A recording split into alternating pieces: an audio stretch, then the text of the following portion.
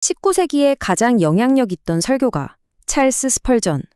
만약 그가 오늘날 우리를 위해 영혼의 여정 지도를 남겼다면 과연 어떤 모습일까요? 지금부터 기독교 회심 경험에 대한 그의 깊은 통찰을 한번 따라가 보시죠. 스펄전은 말합니다. 모든 영적인 여정은 바로 이 한 구절에서 시작된다고요? 정말 모든 게 여기서부터 출발하는 거죠. 여러분이 아주 경건한 가정에서 자랐든 아니면 죄로 가득한 삶을 살았든 그건 전혀 중요하지 않아요. 스퍼전은 이 무관심의 상태야말로 모든 인간 영혼의 공통된 보편적인 출발점이라고 보는 겁니다. 자, 그럼 여정의 첫 단계로 한번 들어가 볼까요? 바로 영혼이 구원자가 필요하다는 생각조차 못하는 그런 상태를 말하는 거죠. 스펄전의 통찰력이 진짜 빛을 발하는 부분이 바로 여긴데요. 우리가 무심코 지나치는 사소한 행동들에서 영적 무관심의 증거를 콕 집어냅니다. 예를 들면 먼지 쌓인 성경이라든가 한 번도 드리지 않는 기도 같은 거요. 바로 이런 것들이야말로 영혼이 자신의 유일한 친구를 외면하고 있다는 너무나도 명백한 증거라는 거죠. 자, 다음 단계는 뭘까요? 이 여정 전체에서 어쩌면 가장 중요한 아주 결정적인 전환점이라고 할 수 있어요. 그동안의 무관심이 아주 고통스러운 깨달음으로 산산조각이 나는 바로 그 순간입니다. 여기서 아주 중요한 신학적 개념이 하나 나오는데요. 바로 죄의 깨달음입니다. 근데 스펄전은 이걸 그냥 벌이라고 보지 않아요. 그게 아니라 회복을 위한 과정이라는 거죠. 비유하자면 정말 친한 친구가 너 그러면 안 돼 하고 아프게 찌르는 그런 충고 같은 거예요. 아프지만 그게 결국 나를 깨우는 거잖아요? 바로 그런 상처라는 겁니다. 스퍼전은 여기서 아주 중요한 인식의 전환을 이야기하는데요. 우리가 보통 죄책감이나 두려움을 느끼면 신이 나한테 벌을 내리나 보다 생각하잖아요. 근데 스펄전은 그게 아니라는 거예요. 그건 분노한 신의 벌이 아니라 오히려 사랑하는 친구가 정신 차려 하고 개입하는 거라는 거죠. 악마가 주는 고통이 아니라 의사가 병을 고치려고 수술하는 그런 치유 과정이라는 겁니다. 그러니까 이 고통은 우리를 무너뜨리는 게 아니라 오히려 회복시키기 위한 꼭 필요한 깨달음인 셈이죠. 자, 그럼 왜 이런 각성이 필요한 걸까요? 애초에 왜 영혼은 이렇게 무지한 상태에 빠져 있었던 걸까요? 그 이유에 대해서도 스펄전이 4가지로 딱 정리해서 이야기합니다.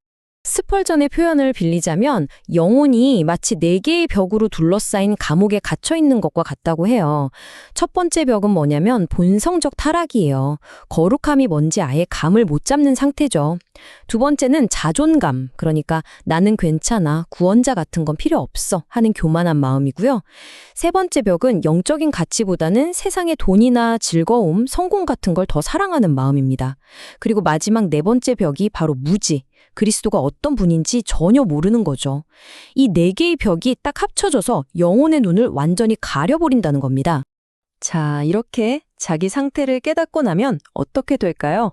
여기서 또 한 번의 극적인 전환이 일어납니다. 바로 영혼이 적극적으로 도움을 찾아 나서기 시작하는 단계죠. 이게 바로 깨어난 영혼의 절박한 외침인 거죠. 한번 생각해 보세요. 처음에는 그를 귀하게 여기지 않았다고 했잖아요. 그 무관심이 이제는 제발 어디서 그를 만날 수 있을지 알려주세요 하는 이런 간절한 외침으로 정말 180도 바뀐 겁니다. 그런데 여기서 중요한 게 있어요. 이 깨달음이 곧바로 구원으로 이어지는 건 아니라는 점이에요. 스펄전에 따르면 이 찾는 과정이 생각보다 길고 힘든 영적 싸움이 될 수 있다는 거죠. 마치 손을 뻗어서 잡으려고 하는데 자꾸만 잡히지 않는 것처럼 느껴지는 그런 시련의 시간일 수 있다는 겁니다.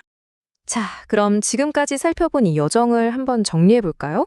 그리고 이 19세기에 그려진 지도가 오늘날 우리에게 왜 중요한지 한번 짚어보면서 마무리해 보겠습니다. 결국 스펄전이 말하는 영혼의 여정은 이 4단계로 정리할 수 있어요. 처음에는 무관심, 그러다가 고통스러운 각성의 순간을 맞고 내가 왜 그랬는지 그 원인을 진단하게 되죠.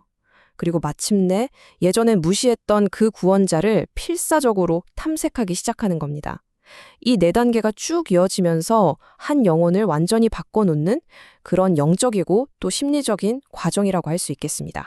이 구절이 정말 스펄전이 하고 싶었던 말의 핵심을 딱 보여주는데요. 구원이라는 건 나는 의인이야, 나는 자격 있어 라고 생각하는 사람들을 위한 게 아니라는 거예요. 오히려 나는 죄인이구나, 나에겐 자격이 없구나 라고 깨닫는 바로 그 사람들을 위해 예수께서 오셨다는 거죠. 자, 이제 마지막으로 여러분께 질문 하나를 던지면서 마무리하고 싶습니다. 스펄전의 지도를 보면 결국 위기가 변화의 시작점이 되잖아요.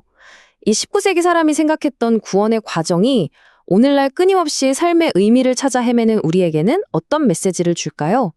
어쩌면 아주 오래된 이 지도가 21세기를 살아가는 우리에게도 여전히 우리가 가야 할 길을 보여주고 있는 건 아닐까요?